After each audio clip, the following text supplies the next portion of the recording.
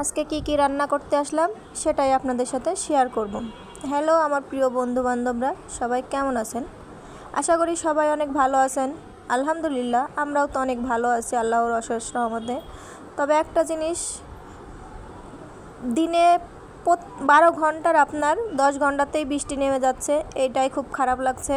মানে বৃষ্টি ভেজা একটা দিন কেমন লাগে বোঝেন না? বৃষ্টির দিনে একটা জিনিসের সুবিধা আছে, বৃষ্টির দিনে ঘরে বসে নানান রকমের জিনিস খাওয়া যায়। মানে বৃষ্টির দিনে যখন ওই ঘরে বসে থাকে মানুষ, বাইরে যেতে পারে না, তখন ঘরে বসে বিভিন্ন আইটেমের জিনিস বানিয়ে খাওয়া যায়, বা ঘরের বউদের হয় অনেক কষ্ট।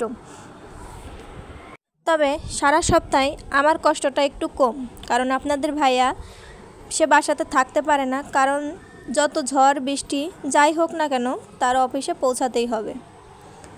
সরকারি চাকরিদের যে অবস্থা আর কি, এজন্য সারা সপ্তাহে আমার কষ্টটা একটু কম হয়। সপ্তাহে 2টা দিন সে বাসাতে থাকে, তবুও সে আমাকে কোনো প্যারা দেয় না, সে আমাকে খুব কষ্ট দেয় না, কখনো বলে না এইটা করো ওইটা করো সেটা করো। আলহামদুলিল্লাহ, শুক্রিয়া, আল্লাহ তাআলার অশেষ রহমতে অনেক ভালো একটা জামাই পাইছি, আল্লাহর কাছে শুক্রিয়া আদায় করি। বাচ্চাটা শুধু শুক্রবারেই বাসাতে থাকে, কারণ তার শুক্রবার ছাড়া অন্য কোনো দিন ছুটি নেই।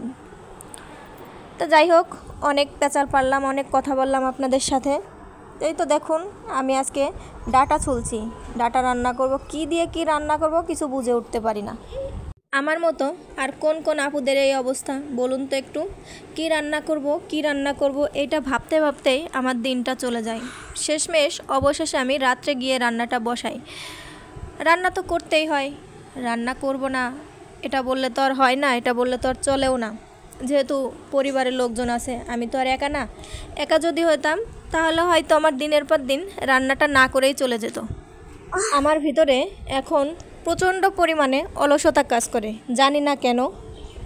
মানে আগে যে পরিমাণে কাজ করতাম, যতটা কষ্ট করতাম, ততটা এখন করতে মন চায় না। যতটুকু না করলেই নাই, আমি ঠিক ততটুকুই করতে চাই। এখন কি আর বলার, কি আর করার, আমার তো কোনো হেল্পিং হ্যান্ড নাই, এবং আমাকে কাজে সাহায্য করার মতো কেউ নেই। হ্যাঁ, আপনাদের ভাইয়া মাঝে সাঝে আমাকে টুকিটাকি কাজে সে অনেক হেল্প করে, যখন সে বাসাতে থাকে। আর বাসাতে না থাকলে তো আর কোনো কথা নাই, বাসাতেই যদি না থাকে তাহলে কাজে কিভাবে হেল্প করবে? হ্যাঁ, আমি কাজে অলসতা হয়ে গেছি। আরও কী কারণে? আমি যতটুকু যা রান্না করি, আমার মনে করেন একটু রান্না করলে তার অর্ধেকটা, বেশিরভাগ তরকারিটাই আমার পড়ে থাকে। ছেলে খাবে না, মেয়ে খাবে না, ওরা কোনো সবজি খাবে না, কোনো মাছ খাবে না, গোশ খাবে না, ডিম খাবে না, বলুন। আর বাকি থাকি আমরা দুইজনে আর কতটুকু খেয়ে শেষ করতে পারি?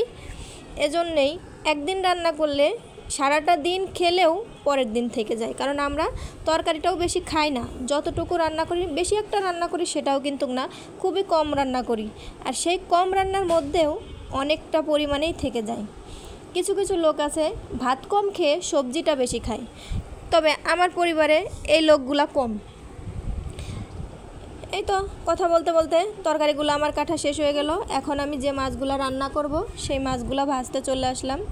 মাছের মধ্যে হলুদ, লবণ সব কিছু দিয়ে একটু মেখে নিলাম। মাছগুলোতে আবার ডিম হয়েছিল।